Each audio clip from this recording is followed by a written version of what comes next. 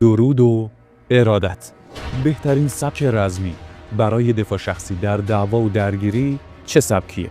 این سوالیه که خیلی از من پرسیده میشه. به خاطر همین تصمیم گرفتم که در این ویدیو با توجه به تجربه چندین سالم توی رشته‌های مختلف رزمی و حضورم در چند دعوا و درگیری و همچنین دیدن و آنالیز درگیری‌های مختلف براتون سبک‌های مختلف رزمی رو به صورت تخصصی آنالیز و بررسی کنم، نقاط ضعف و قوت و ویژگی‌هاشون رو بهتون بگم تا یک شناخت کافی و مناسب از سبک‌های متفاوت رزمی داشته باشید که با توجه به این شناخت و علاقتون یک رشته مناسب رو انتخاب کنید، یک سبک مناسب رو انتخاب کنید برای کار کردن.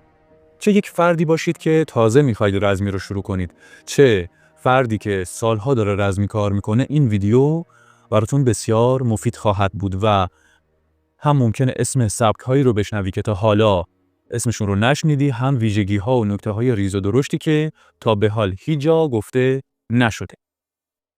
اول این رو بگم که تعدادی از این سبک‌هایی که در ادامه بهتون میگم رو خودم کار کردم. حرف‌های من بدون تعصبه و نمیخوام یک سبکی رو کوچیک کنم یا یک سبکی رو بزرگ جلوه بدم، خیلی عالی جلوه بدم و میخوام به صورت منطقی، به صورت کاربردی، حالا با توجه به یک سری فاکتورها و تجربه، فقط نظرم رو به شما بگم که بتونید یک انتخاب درست داشته باشید، وقتتون رو هدر ندید و از وقتی که میذارید تمرینی که میکنید نتیجه درست حسابی بگیرید. خب از اگر شما سبکی کار میکنید که در ادامه نظر من در موردش براتون خوشایند نبود، لطفاً ناراحت نشید و این صرفاً نظر منه. با توجه به مسیری که من رفتم، درکی که من داشتم، شما اگر نظرتون با من متفاوت بود، با دلیل هایی که دارید توی قسمت نظرها بنویسید تا همه ازش استفاده کنید. سبک های رزمی در ابتدا برای دفاع شخصی و استفاده شدن در میدان های جنگ ابداع و طراحی شده.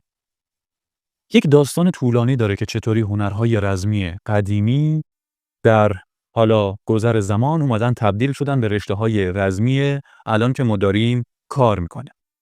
اگر دوست داشتید که در موردش براتون صحبت کنم، یه ویدیو بسازم و کامل بهتون بگم از کجا اومده و چطور شده که به اینجا رسیده، توی قسمت نظرها برام بنویسید.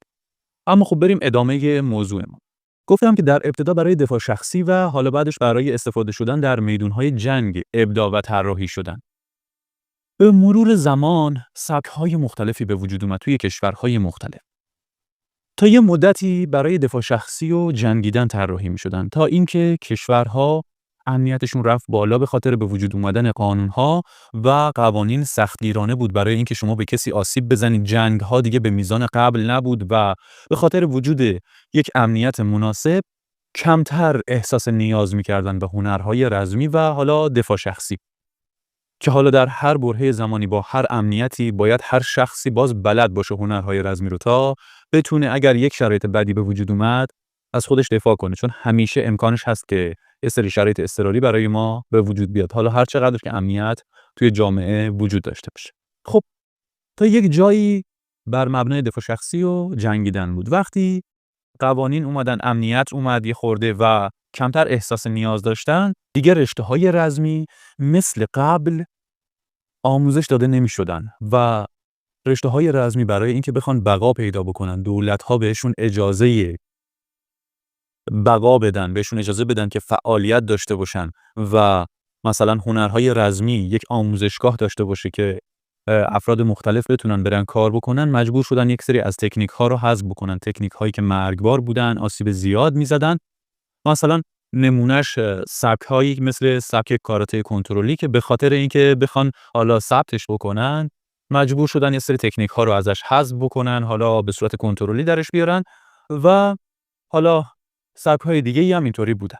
خب از طرفی هم اگر می‌خواستن با همون جدیت قبل رزمی رو کار بکنن، میدون جنگی که نبود، درگیری زیادی نبود و فنونشون هم یه خورده آسیبزا بود و باید میومدن یه خورده به سمت فنون نرمتر و خشونت یه خورده کم میشه توی تکنیک ها، نه خشونت جسمی. خب پس به خاطر همین سبک ها یه خورده محدود شدن و یه سری تکنیک ها ازشون حذف شد و رفته رفته اومدن میخواستن، چون دیگه نمیتونستن برن میادین جنگ یا تکنیک های مبارزه‌ای کامل نداشتن، اومدن سیستم‌های مسابقه‌ای رو راه اندازی کردن علاوه بر اون مبارزه توی باشگاهی که همیشه داشتن، تا به خاطر اون حالا مسابقه‌ها افرادی که رزمی کار می‌کردن توی رشته‌های مختلف بتونن با هم مسابقه بدن و تجربهشون بیشتر بشه. وقتی این کار رو کردن دیدن توی این زمینه پول خوبی هم هست و رفته رفته هی سبک‌ها مسابقاتی‌تر شدن، مسابقه‌های بیشتری برگزار شد و البته این رو هم بگم که حالا توی همین مسیر خب اگر می‌خواستن کامل مبارزه کنن که آسیب زیادی به جا می‌ذاشت، مثلا با دست خالی می‌خواستن کار بکنن، مثل رشته من که الان کیوکوشینه، در ابتدا بدون هیچ حفاظی و ضربه‌هام کامل آزاد بوده به تمام قسمت‌های بدن.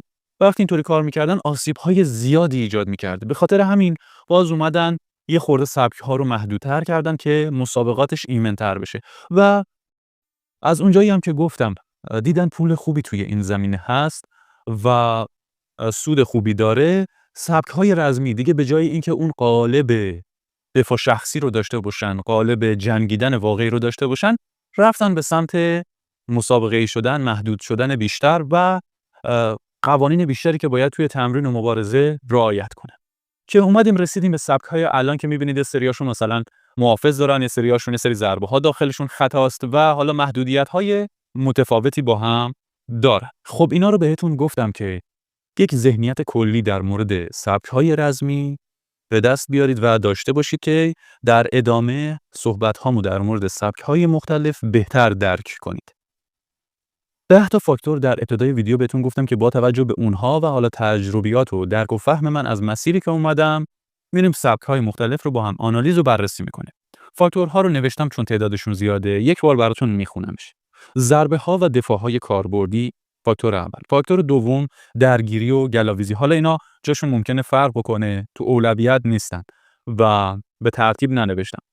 کار با سلاح داشته باشه اون سبک یا نداشته باشه، این فاکتور سوم بود. فاکتور چهارم سلاح شناسی، آنالیز، مهاجم شناسی.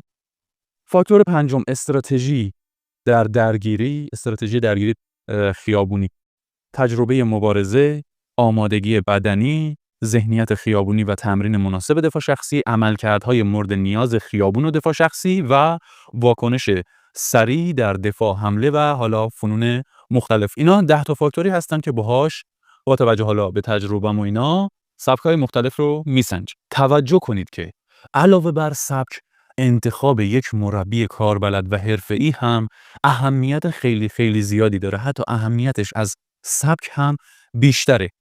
خب حالا من در ادامه بهتون میگم حالا توی این سبک‌ها توی کدوم یکیشون مثلا مربی‌های بیشتری دیدم توی سطح کشور که دارن بهتر فعالیت میکنن، توی کدومشون مربیای حرفه‌ای بیشترن و توی کدوم کمتر دیدم، که حالا باز بتونید بهتر انتخاب کنید. ولی یادتون باشه که اولویت اول انتخاب مربی حرفه‌ای تا سبک. اگر یک مربی خوب نداشته باشید اما یک سبک فوق‌العاده رو انتخاب بکنید، بازم شما هیچ نتیجه‌ای نمیگیرید. حالا تلاش خودتون هم خیلی مهمه. مثلا اگر مربیتون خوب باشه، سبکتون هم خوب باشه، خودتون تلاش نکنید، بازم نتیجه‌ای نمیگیرید. باید هر ستای اینها خوب باشه. یعنی خوب تلاش کنید، مربی خوب انتخاب کنید، سبکتون هم خوب باشه. حالا خوب، عالی، فوق‌العاده. پس به هر سه مورد به خوبی توجه کنید. در قسمت‌های قبل توی یک ویدیو بهتون گفتم که چطوری مربی مناسب انتخاب کنید، باشگاه مناسب انتخاب کنید و باید چه عملکردهایی داشته باشید، چه انتخاب‌هایی داشته باشید که حالا اگر می‌خواید تازه رزمی رو شروع کنید یا مدتی هست که رزمی رو شروع کردید، نتیجه عالی بگیرید و عمر و زمانتون هدر نره، آسیب نبینید و پیشرفت عالی داشته باشید، به هدفتون برسید. دیگه بریم سراغ سبک‌ها که توضیحات طولانی شد، اما باید بهتون میگفتم تا یک ذهنیت کلی به دست بیارید و بهتر حرفام رو درک کنید. میریم سراغ سبک اول، سبک هاپکیدو. هاپکیدو ضربه‌های کاملی داره، دفاع‌های کاملی داره حدوداً و برای درگیری‌ها زمانی که شما با مهاجم فاصله دارید عالیه. ببینید وقتی ما با یک شخصی درگیر میشیم، دعوامونه، خب در مرحله اول که ما به هم نچسبیدیم، از هم فاصله داریم. اینجا ضربه‌ها خیلی مهمن و هر سبکی که نداشته باشه یک نقطه ضعف بزرگی براش. ضربه‌ها و دفاع‌های مناسبی داره. البته به مربی که آموزش هم میده بستگی داره. خب توی این سبک فنون گلاویزی و فنون قفل مفصل و حالا توی خاک هم آموزش داده میشه که باز به حالا مربیش بستگی داره که با چه کیفیتی کار بکنه. ما به صورت کلی داریم میگیم دیگه. حالا ما فرض می‌کنیم که مربی اینجا خوبه، فنون خوبی داره که شما وقتی با حالا مهاجم از فاصله نزدیک درگیر میشید، گلاویزم میشید، تکنیک هایی دارید که بتونید ازش استفاده بکنید. ولی خب بهترین کار اینه که شما اصلا نذارید گلاویزی به وجود بیاد، نچسبید به مهاجم، چون حالا اگر چند تا مهاجم باشن میتونن وقتی شما مثلا با یک نفر درگیری گلاویزی از پشت به شما آسیب بزنن و آسیب میبینید. اولویت با تکنیک های ضربه ایه که گفتم خیلی مهمن، به خصوص وقتی چند تا مهاجم باشه. شما میتونید در هر ثانیه یکیشون رو از کار بندازید، در هر 2-3 ثانیه یکیشون رو از کار بندازید و با یک نفر درگیر نیستید که به شما آسیب بزنه. خب کار با چند تا سلاح داره، کامل نیست دامنه کار با سلاحش، ولی خب سلاح‌های خوبی داره. اگر روشون خوب وقت گذاشته بشه، به صورت کاربردی تمرین بشه، توی دفاع شخصی هم میشه ازشون استفاده کرد. کیفیت همه این چیزایی که دارم میگم خیلی به مربی بستگی داره که چطوری آموزش بده. فاکتور بعدی، آنالیز مهاجم شناسی، سلاح شناسی. خیلی کم آموزش داده میشه توی این سبک. نمیگم کلا نیست، ولی خیلی کمه. مربی‌های حرفه‌ای کمی توی این زمینه پیدا میشن که بخوان آموزش بدن. و میریم فاکتور بعد، تجربه مبارزه. تا جایی که من دیدم و میدونم تجربه مبارزه بالایی ندارن، کیفیت مبارزاتشون خیلی بالا نیست و متاسفانه توی این زمینه تا جایی که من میدونم تجربه کمی توی مبارزه دارن به نسبت یه سری سبک‌های دیگه که در ادامه صحبت می‌کنیم. فاکتور بعدی آمادگی بدنیه. آمادگی متوسطی دارن. آنچنان آمادگیشون بالا نیست، خیلی هم آمادگیشون پایین نیست. با توجه به یک سری سبک‌های دیگه‌ای که باز در ادامه در موردشون صحبت می‌کنیم، آمادگیشون پایین‌تر از لحاظ بدن. فاکتور بعدیمون ذهنیت خیابونی یا تمرین مناسب خیابونه. توی این زمینه باز مربی خیلی دخیله. تمرین مناسب دفاع شخصی یعنی چی؟ یعنی اینکه شما مثل سبک‌های دیگه وای نسن براتون میت بگیرن ضربه بزنن. مثلا مربی یک میت میکنه توی دستش و با دست دیگرش مثل مهاجم شما رو میگیره، به شما فشار میاره، شما رو تحت فشار قرار میده و شما باید ضربه بزنید، از خودتون دفاع بکنید. این میشه تمرین کردن مناسب دفاع شخصی. و ذهنیت دفاع شخصی، ذهنیت خیابونی هم به این شکلی که شما توی تمرین باید بهتون این حس و حال داده بشه که دارید مناسب خیابون تمرین میکنید و مناسب خیابون اجرا بکنید. کلا ذهنیتتون رو ببره به این سمت با اجرای تکنیک‌ها، با اجرای فنون‌ها، با حالا عملکردهایی که به شما میگه انجام بدید که اون ذهنیتتون شکل بگیره و کاملا آشنایی داشته باشید با اینکه ضربه‌ها از کدوم سمت میان، چطوری نیست، تو خیابون چه اتفاقهایی میفته و این ذهنیت شکل بگیره که توی خیابون براتون خیلی چیزا تازگی نداشته باشه. وقتی باش روبرو شدید اصلا اینطوری نباشه که بهتون یه شوک وارد بشه و بفهمید که باید چیکار بکنید توی خیابون. خب عملکرد بعدی، عملکردهای مورد نیاز خیابون و دفاع شخصیه. یعنی چی؟ یعنی مربی به شما یاد بده که با وسایل اطرافتون چطوری از خودتون دفاع بکنید. وقتی میخواید برید بیرون باید چه اصول ایمنی رو رعایت بکنید، به چه نکاتی باید توجه بکنید که بتونید از خودتون اگر توی شرایط اضطراری قرار گرفتید دفاع کنید. یا اینکه چه استراتژی‌های مناسب درگیری داشته باشید که حالا این هم توی این بود هست، هم توی خود بود استراتژی درگیری یه سری شاخه‌های جدا داره. اینجا بیشتر توی قسمت عملکردها میشه اینکه شما یه سری کارها انجام بدید برای دفاع شخصی که حالا توی یک سری رشته‌ها اصلا مثلا بهش پرداخته نمیشه. مثلا اینکه یک صندلی کنارتون بود چجوری باش مبارزه کنید، یا اینکه مثلا من توی یکی از قسمت‌ها گفتم میتونید با خودتون فلفل حمل کنید، جرمی نداره حمل کردنش، ولی میتونید در مقابل حتی چند نفر ازش استفاده کنید و نتیجه عالی بگیرید. به اینا میگن عملکردهای مناسب خیابون و حالا توی قسمت استراتژی هم میشه گذاشتشون. بعد عملکردها مثل گارد میشه، گارد مناسب توی خیابون که مثلا طرف مقابل شما رو تحریک نکنه اما شما توی حالتی باشید که میتونید از خودتون دفاع کنید. یا مثلا اینکه پشتتون به کدوم سمت باشه، وقتی چند تا مهاجمن باید چیکار بکنید و محیط رو بتونید آنالیز بکنید، مناسب اونجا چه عملکردهایی داشته باشید. خب توی این زمینه و زمینه قبل باز خیلی به مربی بستگی داره. خیلی من کم دیدم که به این موارد پرداخته بشه. و فاکتور آخر واکنش سریع و اجرا کردن سریع، عملکرد سریع که باز هم در این زمینه هم توی این سبک کم دیدم و خیلی کم. بخوام حالا با توجه به این موارد به این سبک نمره بدم، از 10 بهش 4 میدم. برای سبک‌های بعدی دیگه تندتر توضیح میدم، اینطوری دونه دونه عملکردها رو نمیگم دیگه. حالا این رو باز جز به جز گفتم که بهتر متوجه بشید. سبک بعدی، سبک موی تای. یک سبک خیلی خوب، خیلی قویه، ضربه‌های دست رو داره که حالا هم شامل ضربه‌های مشت، هم شامل ضربه‌های آرنج ضربه‌های پا رو داره که باز هم با ساقه، هم با زانو، با روی پا هست، ضربه‌های سنگینی داره. توی این سبک فنون گلاویزیش در حد سرپا هست، در حد زمین زدن، توی خاک تکنیکی ندارن و حالا توی همون ایستاده هم، یعنی حالتی که روی زمین نیستن.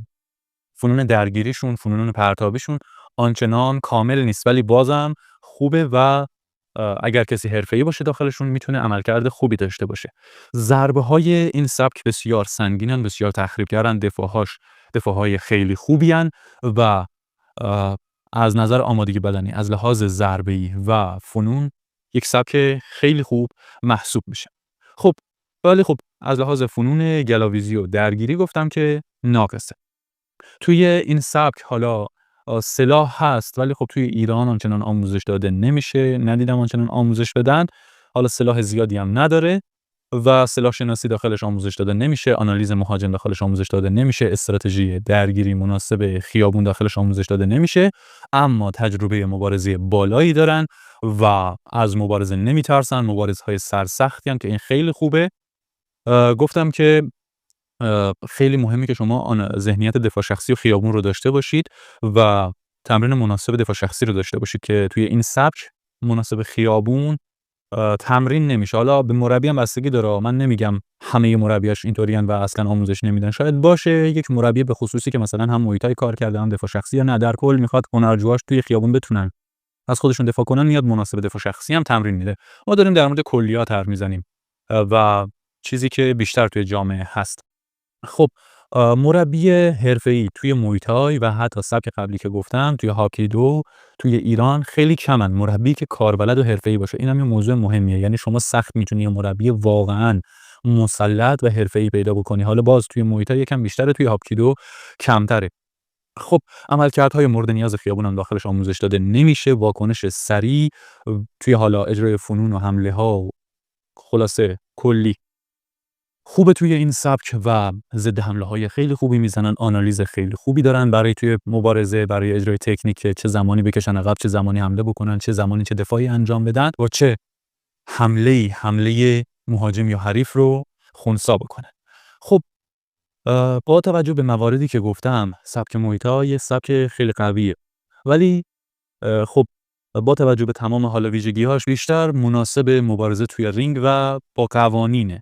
اگر مناسب دفاع شخصی بخواد آموزش داده بشه، یعنی ما با محدودیت‌های قوانین رینگی کار نکنیم و بیایم حالا یه سری چیزای دیگه بهش اضافه بکنیم، مثل حالا مثلا استراتژی درگیری داخلش آموزش داده بشه، تمرین‌های مناسب خیابون و دفاع شخصی داشته باشه، روی ذهنیت دفاع شخصی کار بشه، سبک خیلی کاملیه. ولی در حال حاضر با توجه به این که یک سری ویژگی‌ها رو نداره برای دفاع شخصی، من بهش نمره 7 رو میدم.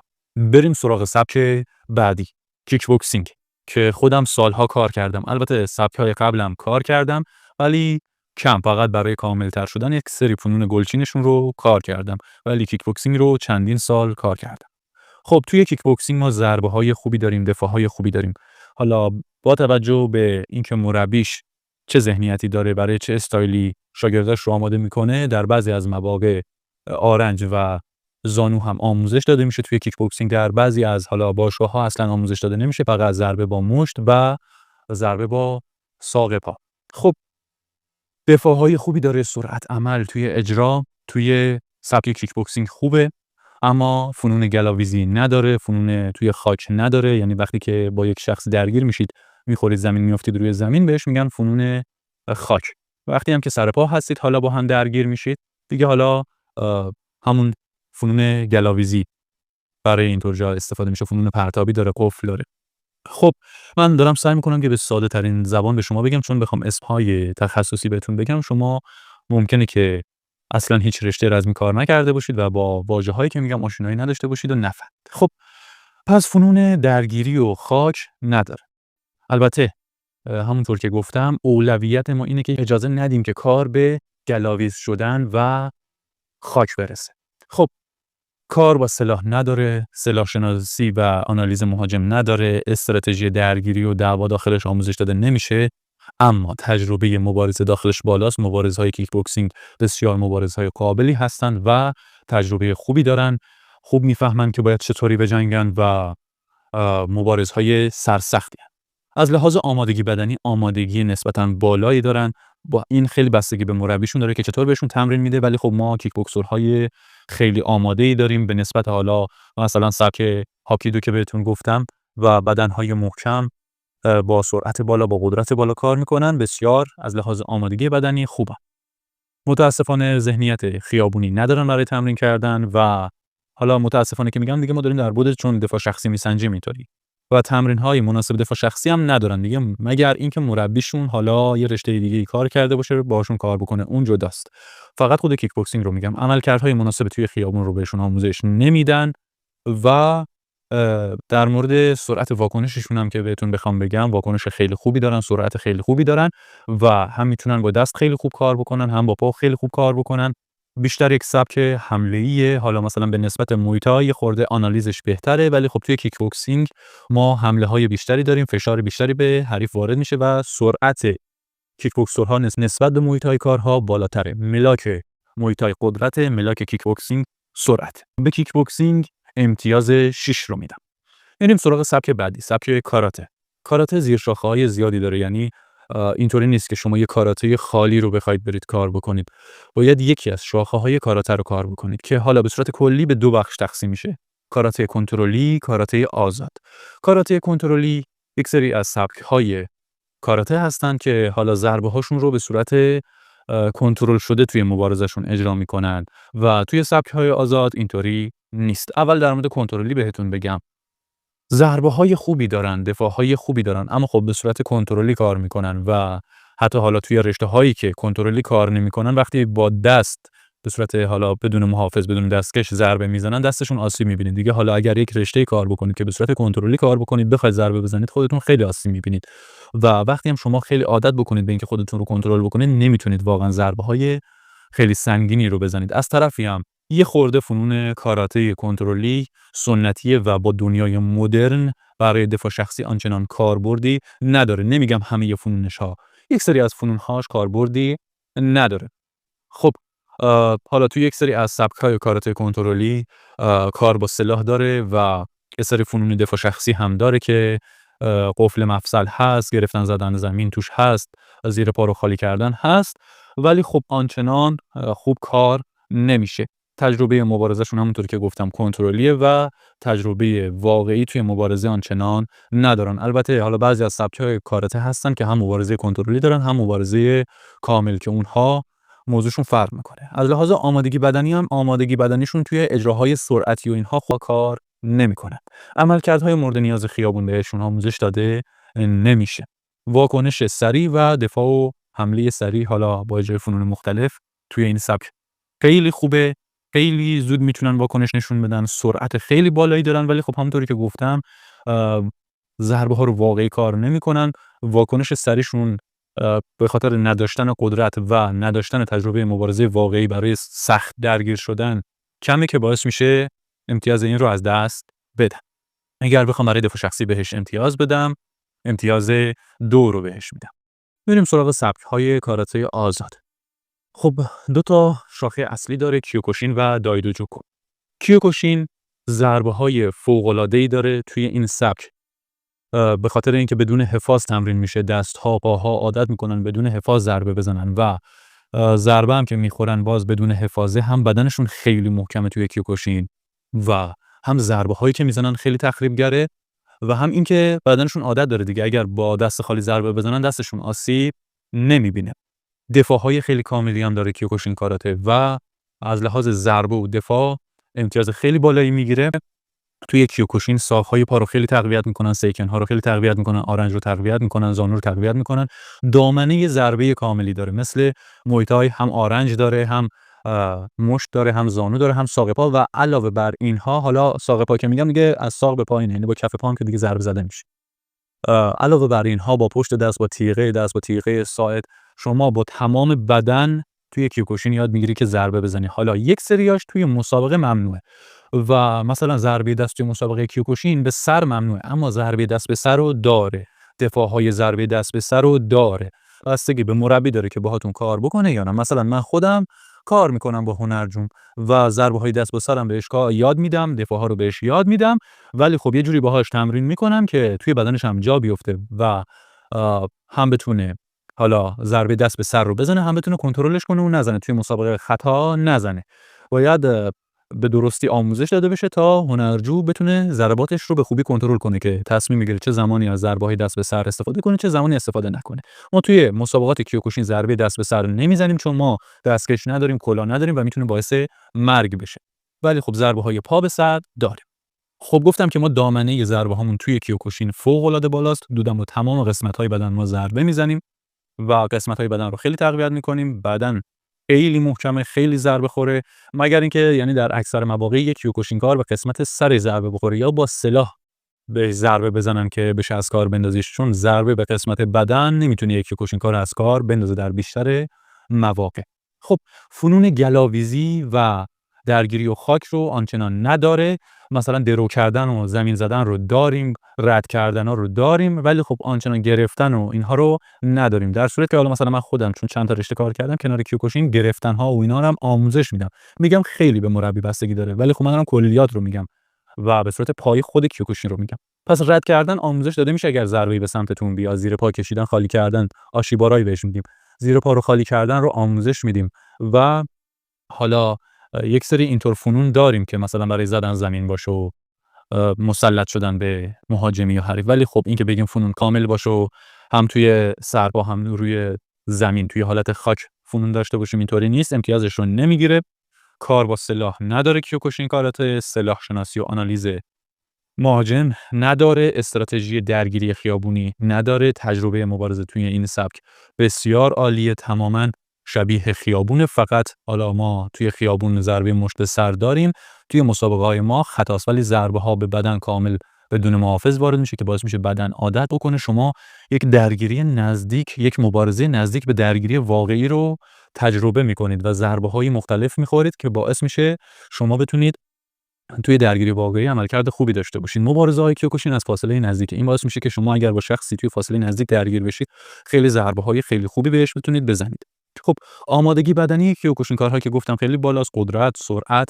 کیوکوشین یه چیزی ما بین موی تای و کیک بوکسینگ. قدرت توی کیوکوشین بسیار بالاست، سرعت هم توی کیوکوشین بسیار بالاست. چیزی که توی اون دو تا سبک بود اینجا ملاکش هر دو تای اون ویژگیه، هم سرعت هم قدرت، یعنی ما فقط یکیش رو نداریم. و بدنم که ضربه خوره، حدوداً آمادگی جسمانی کیوکوشین کارها میشه گفت که فوق‌العاده است. ذهنیت خیابونی ندارن برای تمرین کردن. تمرین‌های مناسب خیابون بستگی به مربیش داره. بعضی از مربی‌ها کار میکنن ولی خب تعدادشون کمه.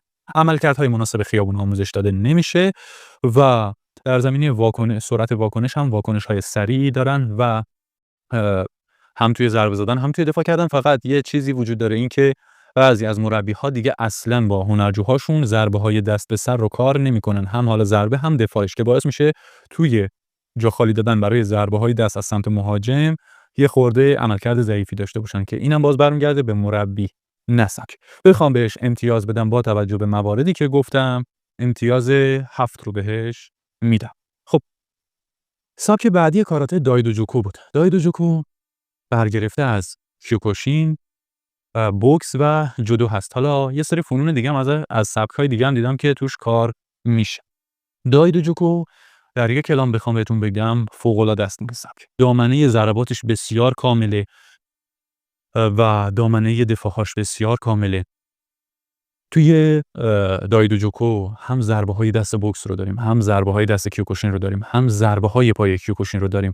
تا حدودی بدنسازی کیوکوشین رو ما داریم و دفاعش هم بسیار کامله چون برگرفته از چند تا سبکه و بسیار بسیار سبک کاربردی. مثلا شما یک سری ضربه‌های دست توی دایدوجوکو می‌بینید که توی خود بوکس خطاست، با اینکه از بوکس برگرفته شده یه سری تکنیکاش. مثلا یه سری تکنیک‌ها داره که توی کیوکوشین خطاست، باز اونجا آزاده. توی جودو یه سری تکنیک‌ها خطاست ولی باز توی دایدوجوکو آزاده. یک رشته‌ایه که خیلی خیلی قدرتمنده و فوق‌العاده است.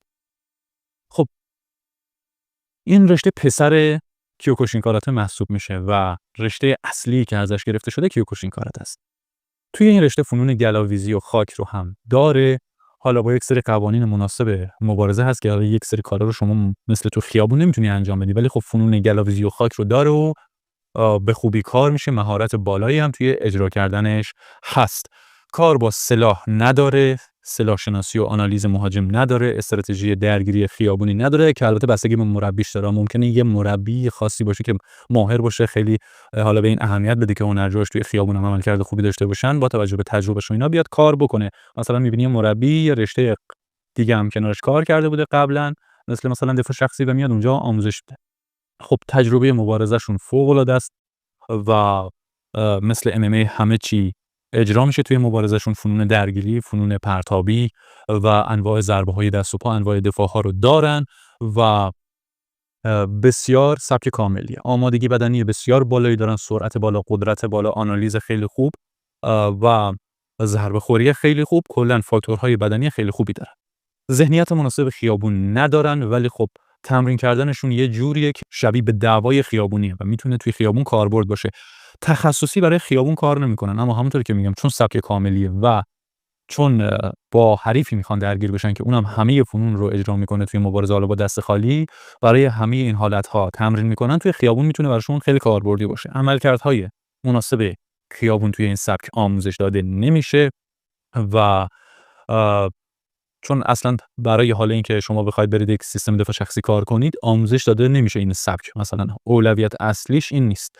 و در مورد سرعت واکنش هم بخوام بهتون بگم، این سبک بسیار سرعت واکنششون، و در مورد سرعت واکنش هم بخوام بگم، سرعت واکنش بسیار بالایی دارن، حالا هم توی آنالیز کردن، هم توی خود حالا واکنش نشون دادن، ضربه زدن، دفاع کردن، بسیار عالیه. بهش امتیاز 9 رو میدم.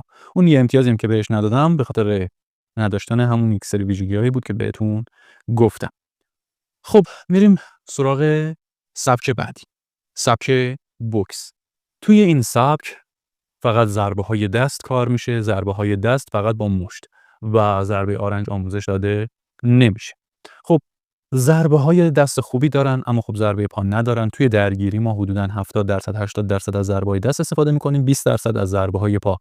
خب درسته درصدش کمه، اما خیلی جاها ممکنه شما دستتون گیر باشه و اگر پاهای قوی داشته باشید میتونید به خوبی ازش استفاده کنید. این هم اهمیت داره و حالا دفاع‌های خوبی هم دارن، خیلی خوب میتونن واکنش نشون بدن و از زیر ضربه‌ها به قسمت به خصوص سر خوب خارج میشن، خوب جا خالی میدن، خوب بلاک میکنن، خوب دفاع میکنن. اما خب توی دفاع کردن از قسمت پایین تنه یه خورده ضعیفن، چون اصلا توی سبکشون نیست که بخوان روش کار بکنن و حالا به یه سری قسمت‌های بدن اصلا ضربه نمیخوره.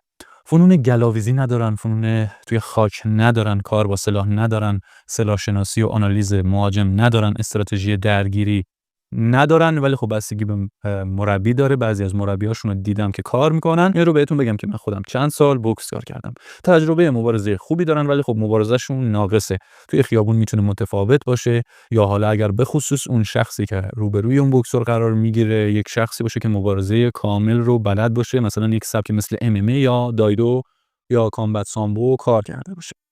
خب گفتم که تجربه مبارزه خوبی دارن، آمادگی بدنی خیلی خوبی دارن، ولی خب از لحاظ ضربه خوری یه سری قسمت‌های بدنشون ضعیفه، مثل قسمت پاها. ضربه‌هایی که اکثرا میزنن با دستکش باعث میشه که دستشون بدون دستکش خیلی عادت نداشته باشه به ضربه زدن. البته در مورد همه صحبت نمی‌کنم، بعضی از بوکسورها بدون دستکش هم تمرین می‌کنن و از این لحاظ دستشون رو تقویت کردن. خب ذهنیت خیابونی تا یه حدی بعضی وقتا دیدم که مربیاشون باشون کار میکنن، ولی زیاد نیست مربیایی که توی این زمینه کار بکنن. تمرین‌های مناسب خیابون دفاع شخصی هم باهاشون کار نمیشه. تا جایی که حالا من دیدم کار کردم کار نمیشه، مناسب همون قوانین بوکس کار میشه، مناسب مسابقه. عملکردهای مورد نیاز خیابون داخل این سبک آموزش داده نمیشه و توی این زمینه کلا کار نمیکنن. در مورد سرعت واکنش هم بخوام بهتون بگم، توی این سبک سرعت واکنش بسیار خوبه، چه توی دفاع کردن چه زمانی که بخوان ضد حمله بزنن، کلا واکنششون بسیار خوبه. خب بوکس میتونه فوق‌العاده باشه توی درگیری، میتونه هم کاملا به درد نخور باشه توی درگیری. خیلی به مهارت شخصی که کار میکنه بستگی داره و یه چیزی که من میبینم توی بوکسورها یه اعتماد به نفس کاذبی هست. میگم که من خودم هم بوکس کار کردم. ببینید بوکس رو شما باید در حد میانگین و خودتون بسنجید. مثلا وقتی با یک بوکسور حرف میزنی میگی چرا این سبک رو انتخاب کردی؟ میگه برای دفاع شخصی میخوام کار کنم. میگم چرا انتخاب کردی؟ میگه مثلا اینطوری، مثلا خیلی خفنه، فلان بوکسورای بزرگو داره، ببین چه مبارزای خوبی ان. یا مثلا به خاطر اون جوی که توی جامعه افتاده رفته سمت بوکس که بوکسورا بزنن، بوکسورا فلانن. من نمیگم بوکس رشته خوبی نیستم، میگم باید واقع بینانه بهش نگاه بکنیم. بوکس خوبه اما نواقص زیادی هم داره. بوکس خوبه اما تو نباید بیای خودت رو مثلا با این مقایسه بکنی که 2 روز تو هم رفتی کلاس بوکس میتونی در سطح یک جهانی کار بکنی. اونی که داره کار میکنه 20 سال کار کرده و ژنش رو داشته، شرایطش رو داشته، مربی عالی داشته، وایساده کار کردن که به اون سطح رسیده، با اون سرعت میتونه، با اون مهارت میتونه کار بکنه. تو باید در حد خودت، مربی که توی شهرت حالا دم دستته یا حالا جای دیگه میخوای بری کار بکنی و حالا اون سبک توقع داشته باشی. خب کسی که بوکس کار میکنه میتونه خیلی سریع ضربه‌های دست رو بزنه، جا خالی دادنش هم خیلی خوبه.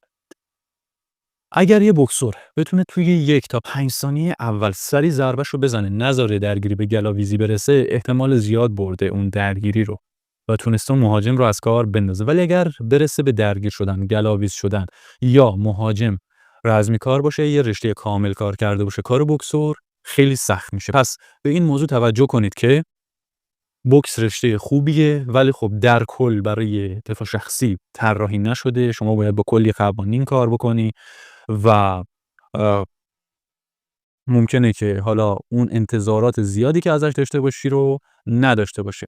اما خب اگر شما توی این سبک بتونید به مهارت خیلی بالایی برسید، خیلی خوبی برسید، سرعتتون خوب باشه، واکنشتون خیلی خوب باشه، میتونید عملکرد خیلی خوبی داشته باشید و همونطور که توی دنیای واقعی هم ویدیوهاش رو دیدید، بوکسورها، اونایی که حرفه‌ای کار کردن، عملکردهای خوبی داشتن. حالا البته شما هر ویدیویی که می‌بینید با دست زده میشه، به این معنی نیست که اون شخص بوکسور، طرف کیک بوکسور هم باشه با دست میزنه توی درگیری، اکثر اوقات کیوکوشینکار هم باشه با دست میزنه، موی کار هم باشه با دست میزنه. اینطوری نیست که هر کی با ضربه دست دیدی توی خیابون زد اون بوکسوره. ولی خب حالا با توجه به مواردی که گفتم و حالا یه سری جزئیات دیگه هست که دیگه واردش نمیشیم، بخوام به بوکس امتیاز بدم، بهش امتیاز 5 رو میدم. به نسبت حالا سبک‌های دیگه‌ای که داریم امتیاز خوبی براش. خب میریم سبک بعدی. سبک کالی. یه سبکیه که تمرکزش رو استفاده از سلاح هست و فنون دست و پایی که کار میکنن برای حدوداً تکمیل کردن اون کار با سلاح هست که حالا اگر یک جایی سلاحشون رو از دست دادن بتونن کار بکنن و خیلی روش حرفه‌ای کار نمیکنن. فنون خیلی کاملی توی گلاویزی و اینها ندارن. حالا بعضی جاها دیدم که کار میکنن، بعضی جاها نه. خب کار با سلاح که گفتم دارن و حالا سلاح شناسی و آنالیز تا یه حدی دارن، بستگی به مربیشون داره، استراتژی درگیری کار میکنن. ولی خب خیلی این سبک به کشوری که توش کار میشه داره. مثلا توی کشور ما اگر بخوایم با توجه به استراتژی هایی که توی این سبک توی اصلش توی فیلیپین داره کار میشه بخوایم کار بکنیم، ضربه بزنیم، با کلی دیه بدیم و مگر اینکه حالا مربی بیاد اون رو مناسب توی حالا مثلا قوانین ایران طراحی بکنه، توی ایران طراحیشون بکنه و به هنرجو آموزش بده. مربی‌های حرفه‌ای توی این سبک خیلی کمن، خیلی سخت میشه مربی‌های مناسبی پیدا کنی.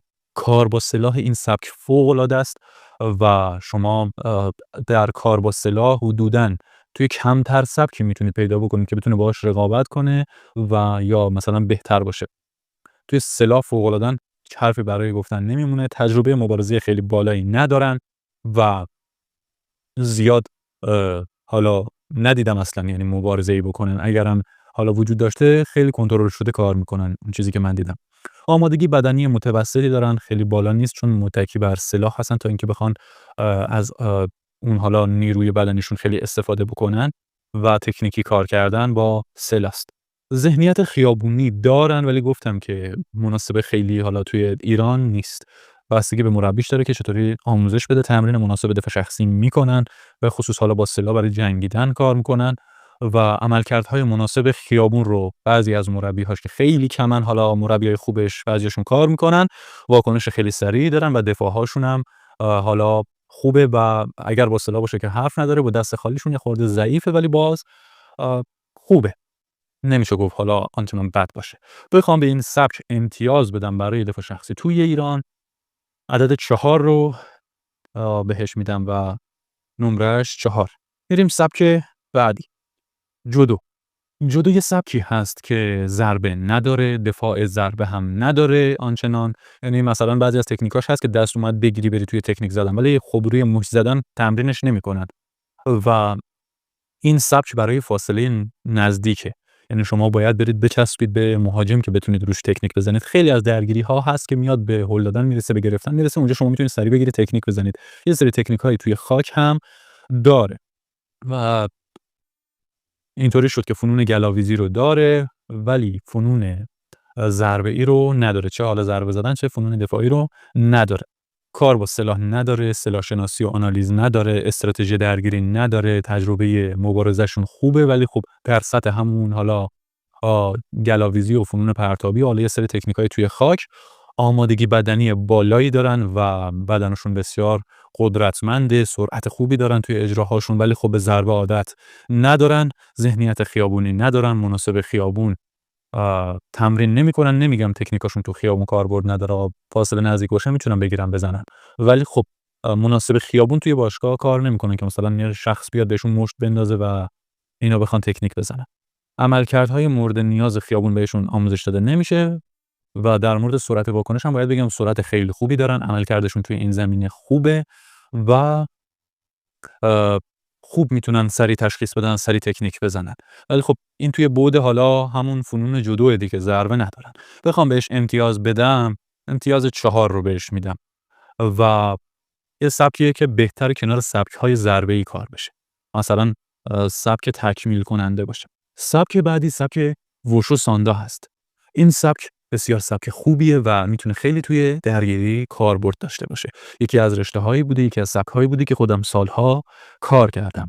در کنار کیک بوکس و بوکس کارش می‌کردم این سبک رو و سبک بسیار خوبیه. ضربه‌های دست و پای خیلی خوبی داره ولی خب آرنج و زانو نداره. مگه اینکه مربیش مثلا بخواد کاملتر کار بکنه، از یه سبک دیگه استفاده بکنه، آموزش بده. توی ایران کار نمیشه. حالا یک استایلی توی مسابقاتش هست که آرنج و زانو هم میشه زد که حالا نمیدونم هنوز برگزار میشه یا نه. یه مدتی بود که برگزار شد، دیگه نمیدونم تا الان ادامه داشته یا نه.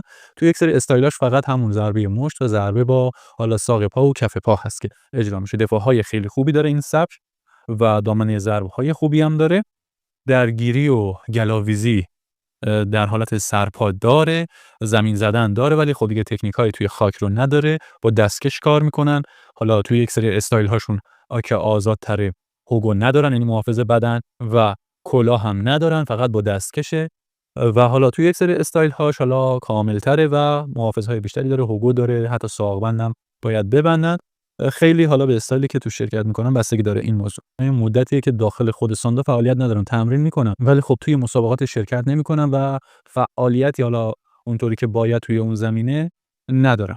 خب سلاح شناسی و آنالیز ندارن، استراتژی درگیری ندارن، تجربه مبارزهشون عالیه، حرف ندارن. وشوکارا آمادگی بدنی خیلی خوبی دارن و سرعت، قدرت، ضربه خوریشون هم تا حد مناسبی خوبه. ذهنیت خیابونی ندارن، مناسب دفاع شخصی تمرین نمی‌کنن، عملکرد مورد نیاز دفاع شخصی توی کلاسشون آموزش داده نمیشه، اما سرعت واکنش فوق‌العاده خوبی دارن، هم برای گرفتن، هم برای ضربه زدن، برای دفاع کردن. بسیار بسیار عالیه. یه جورایی این رشته برادر بزرگ کیک بوکسینگ و موی تای محسوب میشه و بسیار بسیار رشته خوبیه. خب من به این سبک امتیاز 8 رو میدم که بسیار امتیاز خوبیه و لذت میبرید از کار کردن این سبک. خب وشو یه شاخه دیگه هم داره که بهش تالو گفته میشه، اون نمایشیه و در کل اصلا هیچ فاز مبارزه‌ای نداره و برای نمایش دادن حرکت‌های خیلی سختی داره، اجراهای سختی داره، ولی خب برای مبارزه کردن نیست. بود نمایشی داره. توی دفاع شخصی حالا شاید بشه از یه سری فنوناش استفاده کرد ولی خب چون تجربه مبارزه‌ای ندارن، درست و حسابی برای خیابون کار نمی‌کنن، برای اینکه بخوان در مبارزه واقعی استفاده کنن کار نمی‌کنن، ما دیگه در موردش حرف نمیزنیم و میذاریمش کنار. خب میریم سراغ سبک بعدی، سبک جوجیتسو برزیلی. این سبک ضربه‌های دست و پا رو نداره، دفاع ضربه‌های دست و پا رو نداره، فنون گلاویزی سر و پا رو نداره. حالا بعضی از مربی‌ها هستن توی این زمینه مثلا جودو جوجیتسو کار کردن، با هنرجوهاشون کار میکنن و اینکه شما بخواید سرپا کار بکنید آنچنان فنونی ندارن، سریع کار رو میبرن توی خاک و خب فنون توی خاک توی این سبک بسیار کامله، بسیار قدرتمند این سبک در این زمینه و حرفی برای گفتن نداره. اصلا کار با سلاح نداره، سلاح شناسی و آنالیز نداره، استراتژی درگیری نداره، تجربه مبارزه توی بعد خودشون خیلی خوبه ولی برای خیابونیایی که نزدیک به خیابون باشه آنچنان کاربردی نداره. آمادگی بدنی خوبی دارن، سرعت خوبی دارن، قدرت خوبی دارن، ولی خب باز عادت به ضربه ندارن، ذهنیت خیابونی ندارن، مناسب دفاع شخصی هم تمرین نمی‌کنن، عملکردهای مناسب خیابون بهشون آموزش داده نمیشه و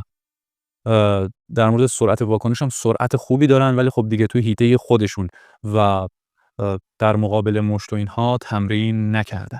خب خیلی معتقدن که این سبک برای دفاع شخصی خیلی خوبه ولی خب من مخالفم، چون توی دفاع شخصی ما تمرکزمون روی اینه که اصلا کارمون به خاک نرسه. شما اومدی خوردی زمین، روی سطحی بودی که پر از سنگ‌های حالا با شکل نامناسب بود که به کمرت آسیب زد، به پشت سرت آسیب زد، رفتی توی خاک زورت نرسید و حالا مهاجم‌ها چند نفر بودن، شما رفتی توی خاک میرسن به شما رو میزنن. کلاً سبک‌هایی که ضربه‌ای‌ان میتونن در عملکرد با چند نفر خوب باشن و جواب بدن، سبک‌هایی که گلاویزی دارن، درگیری دارن و چسبیدن دارن، انفرادیان. شما اگر فقط با یک نفر درگیر بشی به خوبی جواب میده، اگر چند نفر باشن سبک‌هایی مثل جودو، جوجیتسو، رشته‌ای مثل کشتی اونجا آنچنان جواب نمیده. خوبه که بلد باشید ولی خب اولویت با فنون ضربه‌ای اونجا گرفتار میشید، تا با یه نفر درگیرید از پشت شما رو میزنن، ولی خب با فنون ضربه‌ای میتونید هر کدوم یه ضربه بزنید و از کار بندازیدش. خب بخوام بهش امتیاز بدم، امتیاز 3 رو بهش میدم از 10 که باز با توجه به چیزایی که کم داره برای دفاع شخصی امتیاز خوبیه. خب میریم سراغ سبک بعدی، کاراو ماگا. یه سبک اسرائیلیه که نیروهای نظامی اسرائیل ازش استفاده میکنن، جدیداً نیروهای نظامی آمریکا هم شنیدم که ازشون استفاده میکنن. حالا من توی یک سری منابع این اطلاعات رو در مورد اینکه چه کشورهایی ازش استفاده میکنن در آوردم که نمیشه بگی 100% درسته، ولی خب ما همین که میدونیم مال اسرائیل و نیروهای نظامی اسرائیل کار میکنن کافیه، که حالا به خاطر کاربردی بودنش سری کشورهای دیگه هم اومدن و ازش دارن استفاده میکنن. توی ایران این سبک به صورت اصلی و اون یعنی رشته اورجینال اینجا آموزش داده بشه از این خبر نیست، ولی خیلی‌ها به اسمش میان، حالا آموزش میدن، هنرجو میگیرن، چون یک سبکی که معروفه میان به اسمش فعالیت میکنن که حالا آموزش بدن، ولی خب همون حالا یک دفاع شخصی دست و پا شکسته و یه سری فنون از سبک‌های دیگه در قالب کاراو ماگا آموزش میدن. این رو هم بهتون بگم که حتی اگر کاراو ماگا توی ایران بیاد به درد ما ایرانیان نمیخوره. فنون کاراو ماگا به درد کشوری میخوره که قوانینش اینطوریه، شما خواستی از خود دفاع کنی، زدی طرف رو کشتی، دردسری نداشته باشی، شما زدی قطعتون خواست شد، دردسر نداشته باشی، شما دوز اومد باش درگیر شدی خواستی استفاده کنی، فلج نشه بیفته گردنت و کلی دردسر بکشی. پس به درد ما نمیخوره، چون اکثریت فنون‌هاش برای اینه که آسیب شدید بزنه، کاملا مهاجم رو از کار بندازه در کمترین زمان ممکن. البته این رو بهتون بگم که یک سری فنون‌هاش هم کاملا نمایشی که شما می‌بینید تون اینطوری با دستشون ضربه میزنن و میگیرن، میپیچن، میبرن دو سه دور میدن مهاجمو میارن، اینا همش الکیه و توی درگیری واقعی اصلا به این شکل نیست و اصلا نمیشه این تکنیک‌ها رو اینطوری اجرا کرد. ولی خب به هر حال توی ایران نیست، ولی خب ضربه‌های دست و پا رو داره، فنون گلاویزی رو داره، توی خاک رو داره و کار با سلاح داره، آنالیز مهاجم رو داره، سلاح شناسی داره، استراتژی درگیری داره، تجربه مبارزه‌شون کمه، آمادگی بدنشون خوبه. یعنی چون حالا توی ایران آنچنان کار کردی ازشون که اصلا نبودی که ما بخوایم ببینیم توی این سبک چجوری فعالیت میکنن، ولی خب حالا با توجه به محتوایی که ازشون دیدیم بعد نیست، خوبه، یه سطح مناسبی دارن، ولی خب مثلا به آمادگی بدن‌های مثل کیوکوشین، مثل موی‌تای، مثل کیک بوکسورها نمیرسن. خب ذهنیت خیابونی دارن، تمرین مناسب خیابون میکنن، عملکردهای مناسب خیابون رو کار میکنن، واکنش خوبی هم دارن، ولی خب به این موضوع توجه کنید که کلا این رشته بیشتر برای نظامی‌ها طراحی شده تا اینکه حالا توی خیابون برای دفاع شخصی، یعنی آموزش داده میشه که شما چجوری توی هر شرایطی عمل بکنی، ولی خب مثل دفاع شخصی نیست. دفاع شخصی اولویتش اینه که شما با کمترین آسیب زدن به مهاجم از خود دفاع کنی و نذاری شرایط بد بشه که حالا اگر نتونستی اثبات کنی داری از خودت دفاع میکنی برات دردسر نشه. خب حالا به صورت کلی باز بخوام بهش امتیاز بدم، امتیاز 7 رو بهش میدم، چون حالا یک سری نقاط ضعف هم داره که دیگه من بازش نکردم، مثل همونی که گفتم یه سری از فنوناش نمایشیه، توی دفاع‌های سلاحاش و اینها نمایشیه و توی واقعیت واقعا کاربردی نداره و نمیشه اجراشون کرد. به خصوص اینکه شما مثلا نظامی نباشید که کلا کارتون همون باشه، بخواید فقط توی باشگاه رفتن یاد بگیرید که کار خیلی سخته. خب سبک بعدی آیکیدو، در موردش توضیح زیادی نمیدم، بهش امتیاز 1 رو میدم. اصلا مناسب دفاع شخصی نیست، با اینکه میگم برای دفاع شخصی به وجود اومده، فنون مناسبی برای توی دفاع شخصی نداره، ضربه‌های مناسبی نداره، گرفتن‌ها و گلاویزی‌هاش با واقعیت فاصله داره، تجربه مبارزه بالایی ندارن، استراتژی‌های درگیری آنچنان مناسبی ندارن، مناسب خیابون به صورت واقعی تمرین نمی‌کنن، ذهنیت واقعی خیابونی ندارن، سرعت واکنششون بد نیست، خوبه به نسبت کاری که دارن میکنن. توی خیابون خیلی فرق میکنه، عملکردهای مورد نیاز خیابون هم آنچنان کار نمیکنن. بهش نمره 1 رو میدم. سبک تایچی، به تایچی هم نمره 1 رو میدم. کلا ویژگی خاصی برای توی دفاع شخصی نداره، ضربه های آنچنانی نداره، اگر داره هم کار نمیکنن، دفاع های آنچنان کاربردی نداره برای شرایط درگیری و دعوا. اونم امروزه خب دعوا و درگیری های امروزه خورده به نسبت قبل متفاوت شده. الان شما هر آدمی که یک روزم کلاس رزمی نرفته باشه میبینی توی اینستاگرام، توی یوتیوب یه ضربه یاد گرفته میری به ضربه میزنه، ولی قدیم اینطوری نبوده و ذهنیت‌ها اینطوری نبوده، خیلی چیزا تغییر کرد. بهش امتیاز 1 رو میدم، یا حتی میشه گفت اصلا امتیازی میشه براش در نظر نگرفت، یعنی 0 بهش داد در این زمینه. توی یه بود دیگه خوبه، حالا توی بود خودش یه سری اهداف داره خوبه، ولی برای دفاع شخصی توی دنیای امروزی جایی نداره. خب وقتمونم براش نمیذاره. بریم سبک بعدی، سبک نینجیتسو. فنون مختلف ضربه‌ای با دست و پا رو داره، دفاع‌ها رو داره، فنون حالا گلاویزی رو هم داره، چه سرپا چه توی خاک. ولی خب مسئله اینه که خیلی ضعیف کار میشه توی ایران. من نینجیتسو یکی از رشته‌های خودم بوده که کار کردم، قوی کار نمیشه، بیشتر یا پارکور کار بودن اومدن شدن مربی نینجیتسو که دارن آموزش میدن، یا حالا از یه سبک دیگه باز اومدن دارن روی همون روال اون سبک میرن و اصلا به خاطر حالا یه سری قوانین نینجیتسو واقعا نمیتونه نینجیتسوی قدیمی باشه، یعنی اونطوری روی سمسازی کار بکنه، روی سلاح کار بکنه، روی چیزایی که قبلا کار میکرده بخواد تخصصی کار بکنه. الان یه خورده رفته به سمت نمایشی. به هر حال ضربه ها رو داره یا فنون گلاویزی رو داره، ولی آنچنان کار نمیشه، خیلی به مربیش بستگی داره. من مربی حرفه‌ای که اینها رو واقعا مناسب خیابون بخواد کار بکنه ندیدم. خب نینجیتسو برای جنگ تمام عیار طراحی شده، ولی خب داره ضعیف کار میشه. کار با سلاح دارن، کار با سلاحشون هم خوبه، ولی خب متاسفانه یه حجم زیادی از کار با سلاح حالا کسایی که نینجوتسو کار میکنن رفته به سمت نمایشی. سلاح شناسی دارن، بستگی به مربیشون داره، آنالیز دارن، بازم بستگی به مربی داره، استراتژی درگیری دارن، ولی خب این خیلی به مربی بستگی داره که چه جور باشون استراتژی کار میکنه، کاربردی واقعا باشون کار میکنه یا نه، تجربه مبارزشون کمه، آمادگی بدنشون بد نیست، خوبه، ولی خب عادت به ضربه ندارن، بدن مبارزه‌ای آنچنان ندارن، بیشتر برای اجرای تکنیک‌ها و پشتک و این چیزا بدنشون خوبه. ذهنیت خیابونی دارن، کم پیدا میشه که ذهنیت خیابونی امروزی داشته باشن، با همون ذهنیت خیلی قدیمی اکثر مربیاشون کار میکنن توی این زمینه و خیلی مدرن نشدن، تمرین‌های مناسب دفاع شخصی و خیابون ندارن آنچنان. پیش میاد که یه سری مربی‌ها کار بکنن، ولی خب خیلی کمه. کلا توی خیلی از سبک‌ها مربی‌ها خیلی کم واقعا مناسب دفاع شخصی حرفه‌ای کار میکنن. خب واکنش سریع دارن، ولی خب آنچنان کاربردی نه. بخوام بهش امتیاز بدم به این سبک که توی ایران داره با چیزی که میبینم کار میشه، عدد 4 رو بهش میدم. خب میریم سبک بعدی، وینگ چون. وینگ چون یک سبکی هست که برای دفاع شخصی طراحی شده، یک سبک خوبی هست، فنون خوبی داره، ضربه های دست خیلی خوبی داره. خودم هم یه مدت کار کردم، ضربه های پاشم خوبه، ولی خیلی به مربیتون بستگی داره که باهاتون چطوری کار میکنه و اینکه کاربردی باشه یا نباشه خیلی به نوع کار کردن شما بستگی داره. ضربه‌های خوبی داره، دفاع‌های خوبی داره. توی نزدیکی و درگیر شدن هم یه سری فنون داره میشه استفاده کرد، مثلا یه رشته مثل جودو نیست، مثل جوجیتسو نیست. ولی خب توی فاصله نزدیک هم یه سری تکنیک‌ها هست که میشه کار کرد توی حتی حالت چسبیده. خب سلاح، کار با سلاح دارن. حالا توی یک سری سلاح‌ها همه سلاح‌ها رو پوشش نمیدن، سلاح‌های خوبی هم هست.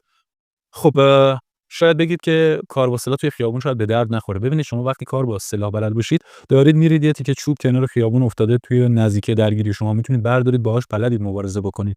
وقتی مثلا با شمشیر کار کردید با یه تیکه چوب هم میتونید کار بکنید. یا مثلا یه سری سلاح‌ها مثل همین چوب، حالا حملش جرمی نداره اگر برای کسی آزار و اذیت نداشته باشه. توی دفاع میتونید از خودتون استفاده بکنید وقتی توی ماشینتون باشه. خب پس سلاح هم کاربردهای خاص خودش رو داره. شما وقتی کار با چاقو رو بلد باشی، ماژیک همراه باشه، میتونی خیلی خوب باهاش کار بکنی. چوب کوچیک باشه میتونی باهاش کار بکنی. کار با زنجیر رو بلد باشی یا حالا یه سری سلاح‌ها مثلا از کمربندت میتونی بهتر استفاده بکنی. خیلی تاثیرگذار کار با سلاحن.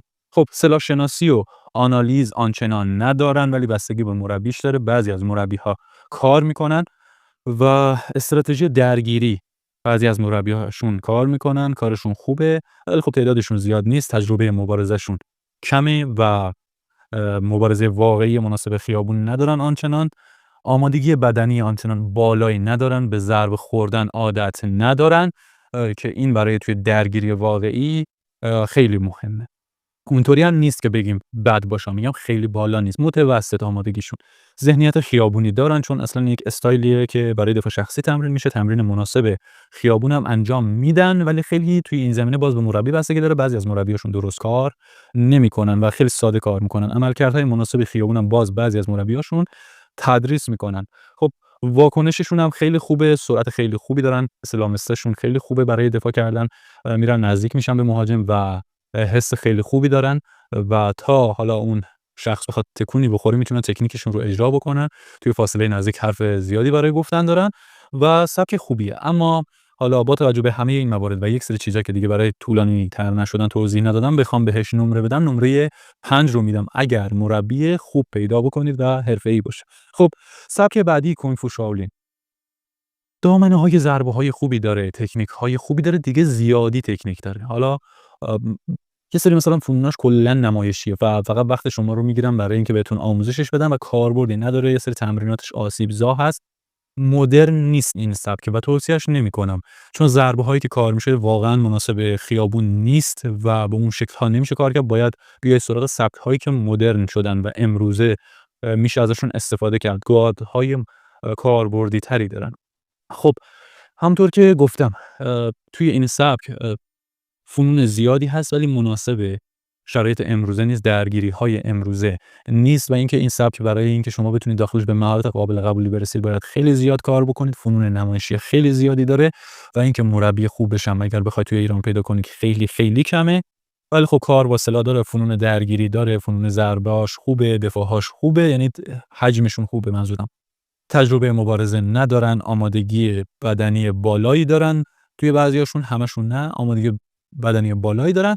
ولی خب شما مثلا فیلم مبارزه‌های بعضی از این راهب‌های شائولین که اومدن توی رینگ دارن مبارزه میکنن ببینید، متوجه میشید که اومدن با استایل امروزه دارن مبارزه میکنن، با استایل‌های مثل کیک بوکس، موی تای، کیوکوشین. گارد اونها رو دارن کار میکنن، گارد بوکس رو دارن کار میکنن و از اون حالت سنتی دست کشیدن.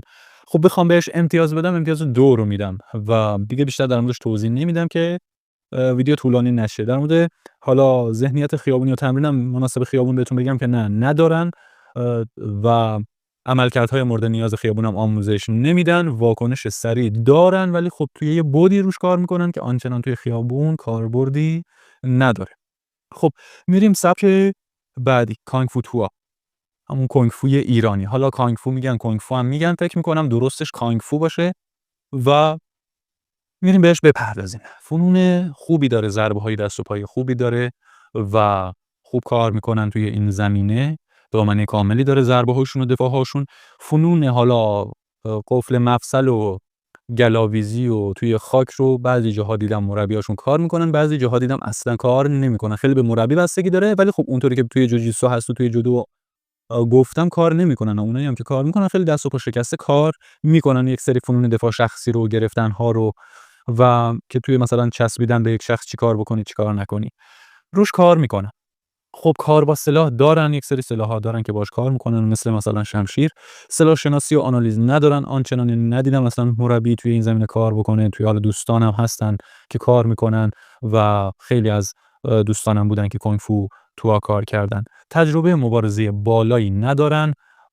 حالا نمیگم همشون، بیشترشون تجربه مبارزه بالایی ندارن، استراتژی درگیری کار نمیکنن، آمادگی بدنی بالایی دارن، سرعت خوبی دارن، قدرت خوبی دارن، بدنهای ورزیده‌ای دارن، آمادگی بدنشون قابل قبوله و تمرینات پرفشاری دارن، تمرینات انعطافشون خوبه، بدنسازی خوبی دارن، بدنهای ورزیده‌ای دارن. مثلا از لحاظ پکیجی بخوایم حساب بکنیم پکیج خوبه بدنشون. ذهنیت خیابونی ندارن، تمرین مناسب خیابون هم ندارن، عملکردهای مناسب خیابون رو آموزش نمیدن، سرعت واکنششون هم خوبه، خوب رو به بالا.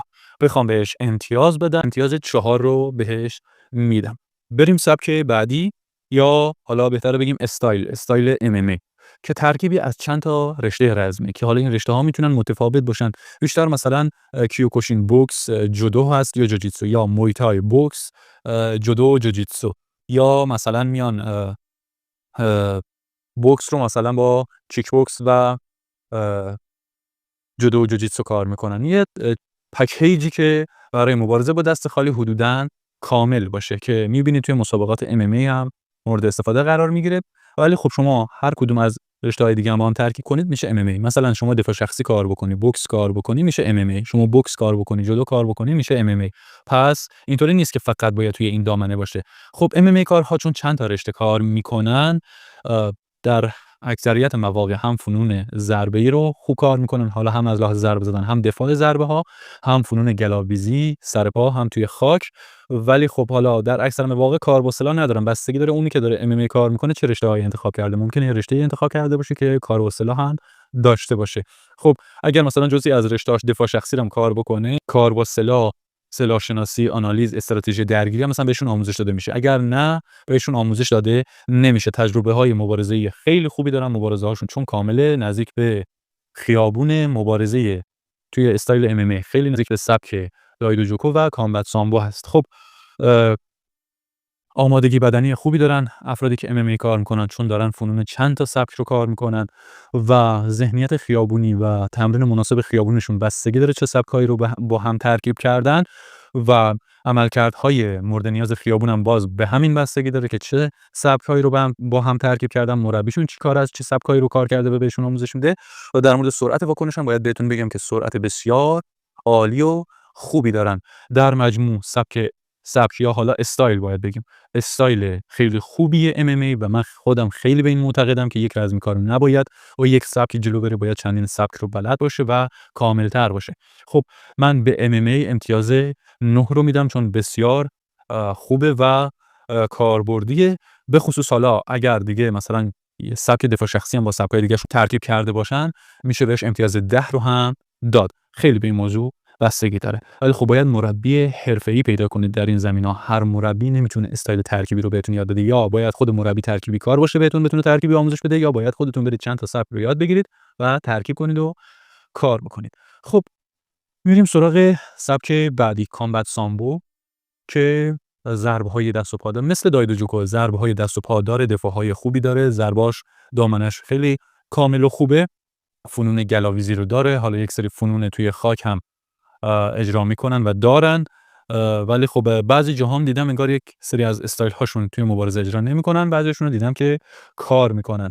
خب توی کامبت سامبو فنون گلاویزی هم که گفتم هست، خوب کار میکنن، کار با سلاح ندارن، سلاح شناسی و آنالیز ندارن و استراتژی درگیری کار نمیکنن. تجربه مبارزهشون فوق العاده است، مثل MMA، مثل دایدو جوکو، آمادگی بدنی بسیار خوبی دارن، ذهنیت خیابونی ندارن و تمرین مناسب خیابون هم ندارن. البته این مورد به مربی خیلی بستگی داره، عملکردهای مناسب مورد نیاز خیابون رو هم ندارن، مگه اینکه دیگه حالا مربیشون باشون کار بکنه خارج از این سبک بخواد باشون کار بکنه. سرعت واکنششون هم توی دفاع، حمله، آنالیز، همه چی خیلی خوبه. بخوام بهشون نمره بدم، به کامبت سامبو به نسبت حالا MMA و دایدو بهش امتیاز 8 رو میدم. سبک بعدی سبک تکواندو هست. توی این سبک ضربه‌های دست و پا و دفاع‌هاشون وجود دارن. حالا خیلی کامل نه، یه سری ضربه‌ها رو ندارن، یه سری دفاع‌ها رو ندارن. ولی خب همونی هم که وجود داره امروزه به صورت کنترلی کار میشه و مناسب خیابون و دفاع شخصی کار نمیشه و به صورت کنترلی همونطور که توی مسابقاتش میبینید بیشتر به صورت امتیازی کار میشه. حالا اگر یه تکواندو کاری باشه که با تمام وجود بره محکم کار بکنه مثل گذشته‌های این سبک، خب مسلماً اون متفاوته، ولی ما داریم در زمان حال حرف میزنیم.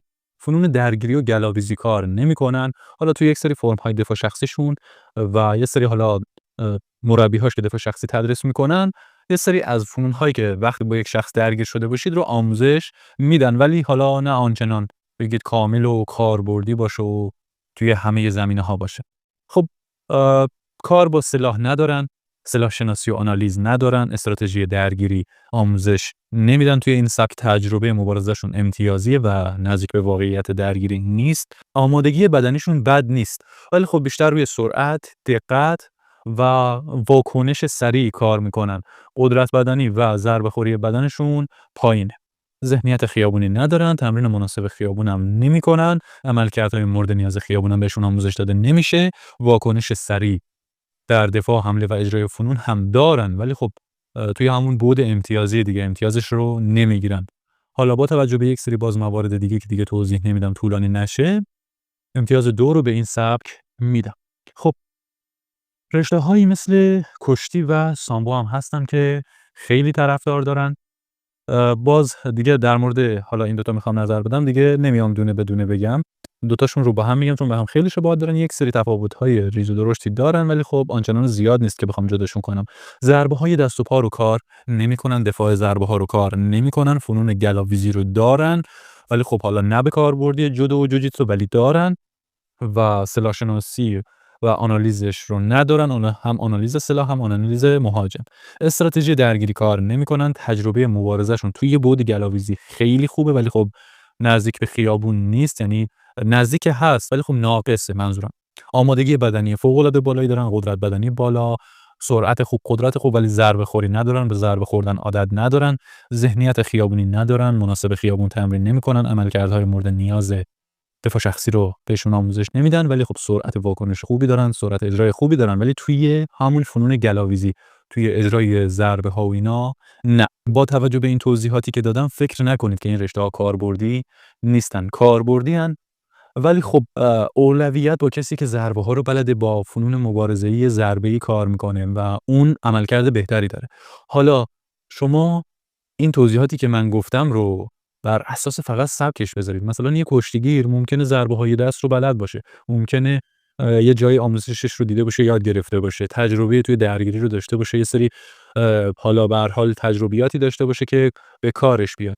ولی خب ببینید رشته‌هایی مثل کشتی، سامبو، جودو، جوجیتسو اینا مکمل‌های فوق‌العاده‌ای هستن برای رشته‌های دیگه. مثلا اگر یک بوکسور کشتی بلد باشه، فوق‌العاده توی درگیری میتونه بهش کمک کنه. یه کشتیگیر کیوکوشین، کیک بوکس یا مویتای کار بکنه، فوق‌العاده میشه. پس اگر این رشته‌ها رو حالا میخواید انتخاب کنید یا میخواید که مثلا کاملتر بشید، دارید الان کار میکنید، برید سراغ یادگیری سبک‌های ضربه‌ای که کاملتر بشید و عملکردتون رو توی خیابون بالا ببرید. بخوام به این دوتا رشته امتیاز بدم، امتیاز 3 رو میدم. ولی خب توی مسابقات رینگی و توی حالا MMA توی قفس فرق میکنه. اونجا مثلا شاید بگید که کشتی و جوجیتسو اینا خیلی تاثیر داره. آره اونجا فرق میکنه، توی خیابون هم فرق میکنه. کسی که داره اونجا از فنون کشتی، جودو، جوجیتسو، سامبو استفاده میکنه، ضربه ها هم بلده و در کنار اونها داره استفاده میکنه، حالا با یک سری قوانین. ولی خب مثلا اینجا جودو، سامبو توی خیابون یک رشته‌های انفرادی هستن، یعنی شما فقط میتونید ازشون استفاده کنید برای درگیر شدن با یک نفر. اگر چند نفر با شما درگیر بشن، شما برید بچسبید به یکی بخواید تکنیک بزنید، بقیه‌شون شما رو میزنن و آسیب میبینید. پس این موضوع خیلی خیلی مهمه که شما بلد باشید چطوری بتونید در مقابل چند نفر هم از خودتون دفاع کنید. خب میریم سراغ سبک آخر، سبک دفاع شخصی. توی سبک دفاع شخصی مربی خوب خیلی کمگیر میاد. خیلی کمگیر میاد که دفاع شخصی کاربردی آموزش بده. مطمئناً توی اینستاگرام، یوتیوب، جاهای مختلف دیدید که یک سری اساتید آموزش‌های آبکی زیادی میدن. اینا رو بذارید کنار. اگر یک مربی حرفه‌ای بتونید توی دفاع شخصی پیدا کنید، این سبک برای خیابون طراحی شده و فوق‌العاده است. توی دفاع شخصی فنون ضربه‌ای و دفاعی کامل رو داریم، فنون گلاویزی سر پا و توی خاک رو کامل داریم مناسب خیابون. کار با سلاح رو داریم، سلاح شناسی، آنالیز سلاح و مهاجم رو داریم، استراتژی درگیری کار میشه، تجربه مبارزه خوبه، ولی اینجاست که من توصیه میکنم شما در کنار سبک دفاع شخصی حتما یک سبک مبارزه‌ای مثل مویتای، مثل بوکس، مثل کیوکوشین، دایدو جوکو، کامبات سامبو کار بکنید که تجربه مبارزه بالایی داشته باشید. و بعد میرسیم به آمادگی بدنی. آمادگی بدنی خیلی خوبی دارن اونایی که حرفه‌ای درست کار میکنن، ولی باز اینجا به نظرم اگر یک سبک مبارزه کار بکنید، آمادگی بدنیتون خیلی مناسب‌تر و بهتر میشه. و میریم سراغ فاکتور بعدی، ذهنیت خیابونی دارن، مناسب خیابون تمرین میکنن توی دفاع شخصی، عملکردهای مناسب خیابون داخلش آموزش داده میشه، سرعت واکنش خیلی خوبی دارن چون دقیقاً میفهمن بهشون آموزش داده میشه که توی خیابون هر اتفاقی میفته میخواد دلیلش چیه و باید چیکار بکنن، چه واکنشی داشته باشن، کار میکنن و براش آمادن. علاوه بر این که توی اجرای فنون ها سرعت واکنش خوبی دارن، سرعت آنالیز خوبی هم دارن و میتونن سریع بفهمن که باید چیکار کنن، چیکار نکنن و یک سرعت واکنش توی بعد بزرگتری رو به نسبت رشته‌های دیگه دارن. حالا توصیه من چیه؟ چه سبکی رو پیشنهاد میکنم؟ پیشنهاد من ترکیبی کار کردنه. انتخاب اولتون این باشه که یک مربی حرفه‌ای پیدا کنید و سبک دفاع شخصی رو کار بکنید و در کنارش یک سبک مبارزه‌ای هم کار بکنید. سبک دفاع شخصی در کنار سبک‌هایی مثل بوکس، کیک بوکس، مویتای، کیوکوشین، دایدو جوکو، کامبات سامبو هر کدومش رو انتخاب کنید، نتیجه فوق‌العاده‌ای میده. به خصوص دایدو جوکو، ووشو ساندا، کیک بوکسینگ، مویتای، کامبات سامبو، کیوکوشین اینها فوق‌العاده‌اند. خب حالا اگر یک مربی حرفه‌ای توی دفاع شخصی در دسترستون نبود، یک سبک مبارزه با توجه به امتیازی که بهتون گفتم و علاقتون در مورد هر کدومشون سرچ بکنید اسمشون رو، کلی ویدیو ازشون میاد، میتونید ببینید که باز از لحاظ ظاهری هم ببینید علاقه دارید یا نه. بعد برید ببینید توی شهرتون توی کدوم رشته برید سر کلاسشون ببینید کجا کلاس برگزار میشه، برید سر کلاسشون بشینید و ببینید کدوم مربی بهتر کار میکنه و دوست داشتید برید اون سبک رو کار بکنید تا وقتی که دیگه شرایطتون مساعد شد برید دفاع شخصی کار بکنید. اینطوری بهترین نتیجه رو در زمینه دفاع شخصی و فنونی که توی خیابون کاربرد داشته باشه جواب بده میگیرید. خب توصیه‌ام رو کردم، در مورد کل سبک‌ها باهاتون صحبت کردم. حالا شاید یک سری سبک‌ها رو نگفته باشم که حالا یا توی ایران خیلی کم بودن مثلا سیستما، یا حالا اینطور سبک‌ها سیستما مثلا سبکی هست که نیروهای نظامی روسیه ازش استفاده میکنن، یا حالا اصلا توی ایران نیست یا خیلی کمه دارن اداشو در میارن و یا آنچنان سبک مناسبی نبوده که بگم. شاید هم حالا یه سبکی رو یادم رفته باشه از قلم انداخته باشم که برام توی قسمت نظرها بنویسید اگر سبک دیگه‌ای بود. امیدوارم که این محتوا برات مفید بوده باشه، آموزش‌های دیگرم رو از دست ندی. حالا اگر خواستی که توی این سبک‌ها پیشرفت فوق‌العاده‌ای داشته باشی و خیلی سریعتر بتونی به مهارت بالا برسی، میتونی از پکیج آموزشی جامع ما هم استفاده کنی که چندین سبک رو توش آموزش دادیم و میتونی خیلی سریع بهشون مسلط بشی، خیلی کامل‌تر کنه. ممنونم از نگاهت. جاوید باشی.